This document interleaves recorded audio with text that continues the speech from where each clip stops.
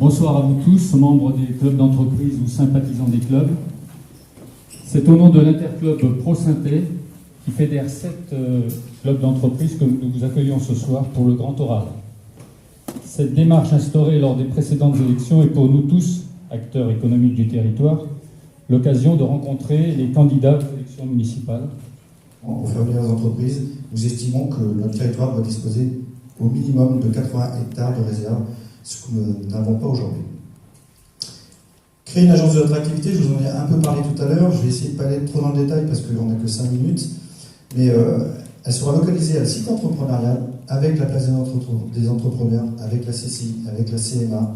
Elle sera pilotée par l'AGO et le réseau professionnel de façon paritaire. Elle sera un outil de stratégie de développement et évidemment de rayonnement du territoire. Et elle sera financée, parce que quand on fait des promesses, il faut aussi savoir les financer, et elle sera financée grâce à la TLPE, la taxe locale pour la publicité extérieure. Nous pensons le développement économique en termes de constitution de filières. Une filière agriculture-alimentation qui permettra d'alimenter à terme les cantines scolaires, les EHPAD, les crèches en 100% bio. Une filière sur l'innovation écologique et nous mettrons des locaux à disposition des entreprises qui souhaiteraient s'installer sur ce créneau-là. Une filière de la santé avec un centre de soins destiné à la prévention et aux soins. Nous voulons insister très fort sur la filière industrielle et ferroviaire, le ferrocampus, le ferroutage et l'ensemble des activités ferroviaires. Une filière sur les nouvelles techniques de l'information et de la communication, et enfin une filière logistique et tourisme. Alors dans cette agence de développement, on y mettra d'abord des représentants des chambres consulaires. Ça fait des années et des années que ça dure entre c'est moi qui suis le guichet unique pour accueillir les entreprises, non, c'est moi qui vais gérer ce dossier, bref, des chambres consulaires et une CDA qui ne travaillent pas de façon complémentaire. Donc il faut réunir ces personnes-là et commencer à travailler dans cette agence de développement pour qu'on parle ensemble du même territoire et des mêmes actions à mener. Ça, c'est la première des choses. Ensuite, un collège de chefs d'entreprise, bien évidemment, qui serait issu des différents clubs, dont certains d'entre vous sont présents ce soir. On y mettrait également des représentants des collectivités, on appelle ça des élus, et je dirais même que petit à petit, on ne parlera plus de service éco de la CDA. On parlera de l'agence de développement de notre territoire. Nous avons 4 axes prioritaires. Le premier, c'est le soutien aux filières existantes. Le second, c'est une impulsion touristique forte. Je dis tout à l'heure, le tourisme est nonchalant à Saintes.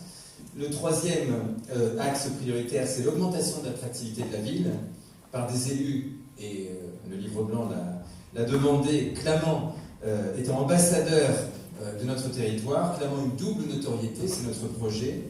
Le premier, Saintes, une ville d'effervescence culturelle, et la deuxième notoriété que nous voulons clamer, c'est Saintes, une ville pilote en développement durable. Voilà nos 2 axes au niveau de notre notoriété.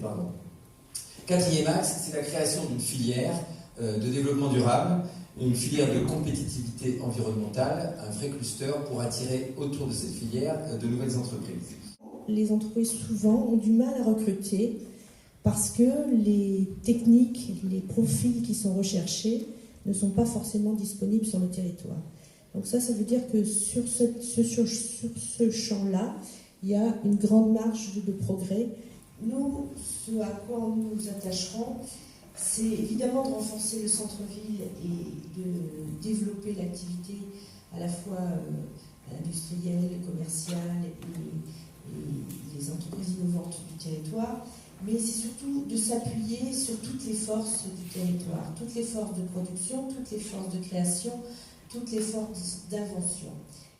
La ville de Saintes, avec la CDA, doit travailler à promouvoir une offre foncière attractive pour les entreprises, c'est-à-dire à un prix qui n'excède pas 25 € du mètre carré, parce que c'est ce qu'une entreprise industrielle est prête à payer et pas plus. Donc, il faut investir pour faire en sorte que nous puissions rencontrer cette demande. La deuxième priorité, c'est que je souhaite développer deux filières innovantes et créatrices d'emplois sur lesquelles, pour la première fois à Saintes, on peut se positionner et se distinguer. Ces 2 filières c'est le ferroviaire, les technologies du ferroviaire, avec le ferrocampus, j'y reviendrai. Et la deuxième filière, c'est les bioplastiques, les biofibres. C'est la photo d'avant les votes. Non, je voulais juste te dire que l'abbaye aux Dames, la cité musicale, est un acteur économique de premier plan, et cette soirée le prouve.